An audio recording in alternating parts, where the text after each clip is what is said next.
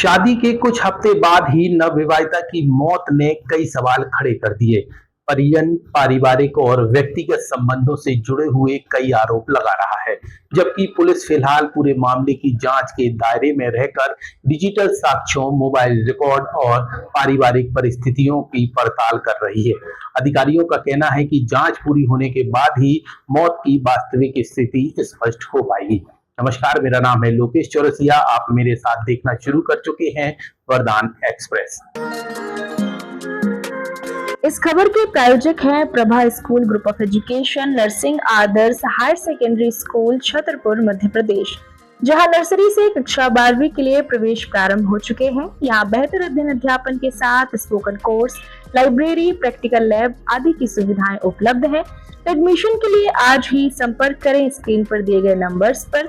हमारा पता है महाराणा प्रताप नगर, गली नंबर 3, सोमवारी बाजार, पूर्णेश्वरी मंदिर के पास, सटाई रोड, छतरपुर, मध्य प्रदेश।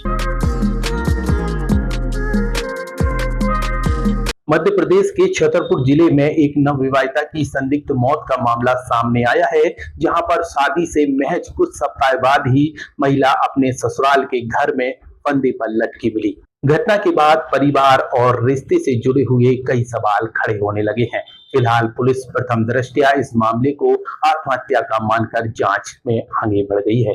छतरपुर जिले के राजनगर थाना क्षेत्र के भगुआ निवासी मनीषा पटेल की शादी 5 मई 2026 को पाया ग्राम पंचायत के फकीरा कुरबा निवासी शिवम पटेल के साथ हुई थी। बताया जा रहा है कि 26 जून की सुबह मनीषा घर में फंदे पर लटकी मिली। घटना के बाद इलाके में सनसनी फैल गई। मौत के बाद परिजनों की ओर से कुछ व्यक्तिगत और पारिवारिक आरोप लगाए गए हैं। परिवार का दावा है कि उनके पास मनीषा के रिश्ते के जीजा और कुछ कथित चैट बातचीत से जुड़े स्क्रीनशॉट भी मौजूद हैं। 5 मई 2026 को क्या घटना हुआ? घटना मेरी वाइफ ने आत्महत्या कर ली है। क्यों, किस वजह से? ये तो जानकारी उसी दिन पता चली है जब मैंने देखा कि उसने, पहले तो मुझे लगा कि उसने कुछ लिख कर तो नहीं डाला कागज़ में, तो फिर नहीं, उसने कुछ नहीं दिखा मुझे। तो फिर उसका मोबाइल चेक किया मैंने, तो उसमें मतलब मेरे मारने की प्लानिंग थी मनीषा की और उसके जीजा की। इनका प्रेम चल रहा था बहुत ज़्यादा, तो ये फुल प्लानिंग में थी मुझे मारने की और अपनी वो बड़ी बहन रीमा को भी मारने की फुल प्लानिंग में थी। और ये मैंने एक दिन उसके पिताजी से भी बात बोली थी कि किसी से बात करती शायद, तो पिताजी बोल रहे थे तुम टेंशन मत लो, हम उसको ले जाएंगे। तो पिताजी के बात ठीक है, मैंने कहा ठीक है, कर लेते जाना। और जब ये बात मुझे मतलब फिर से पता चली कि ये किसी से अंदाज मुझे लग रहा था बात कर रही है, तो मेरी समझ में मैं फिर पूरे मैसेज देखे तो मतलब अजय बोल रहा था, मतलब जीजा है जो उसका, तो बोल रहा था कि तुम इन दोनों को मारने में मेरा साथ देना, मनीषा से बोल रही थी। और ये बात साहब मुझे पता चल गई और उनके परिजनों को भी पता था पहले से। और अजय तो जो प्लानिंग चलाई मारने की, प्लानिंग फुल प्लानिंग में था। ये बात कहीं ना कहीं से मनीषा को शायद पता चल गई और इसी कारण शायद उसने मतलब पिता के डर से और अजय के डर से आत्महत्या कर ली है। हाँ, आपके ससुराल पक्ष वाले क्या कह रहे हैं? अब वो तो कह रहे हैं कि दहेज प्रथा के बारे में, लेकिन इस दहेज प्रथा में तो हम लोगों ने कोई मांग भी नहीं की थी। जितना उन्हें दिया है उतना ही बस लिया, बल्कि मांग एक भी नहीं थी हमारी। और ये उल्टा कह रहे हैं कि तुमने मारा है। मैंने ये बोल रहा हूँ कि जांच की जाए अच्छे से, जिसमें जो कोई निर्दोषी हो उसको, मतलब जो कोई दोषी हो उसको सज़ा दी जाए बराबर। और मैं ये भी बोलना चाहता हूँ कि मतलब उसके पिताजी हैं, जो मैंने उसे बोला था कि ले जाओ अपनी लड़की को, तो बोल रहे थे मेरे पास गाड़ी नहीं है। मतलब ये पिताजी को जानकारी कहीं ना कहीं से पहले से थी। पिताजी बोल रहे थे उनके, इनको तो मरना ही है, यानी मरना तो यहाँ पर मरना है। ये उसके पिताजी ने खुद मुझसे बोला है ऐसा। मतलब आपकी पत्नी और उनके जो जीजा है जो संपर्क में था?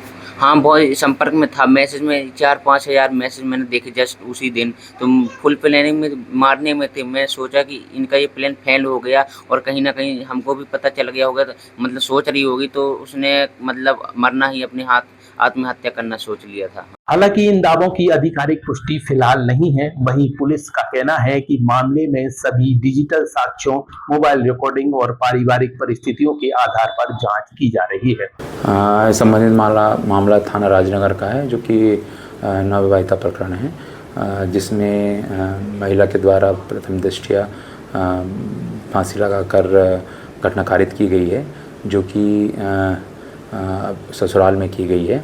और उसके अलावा अभी परिवारजन हैं उनके अभी कथन उपरांत उसमें वैधानिक कार्रवाई सुनिश्चित की जाएगी। सर सोशल मीडिया पर कुछ चैट के स्क्रीनशॉट वगैरह वायरल हो रहे हैं, इस प्रकार की जानकारी ये जानकारी अभी हमारे पास नहीं आई है। जैसे आएगी उन सभी चीज़ों को संज्ञान में लेकर के परिवारजनों के कथन लेने के उपरांत ही उसमें वैधानिक कार्रवाई सुनिश्चित करेंगे।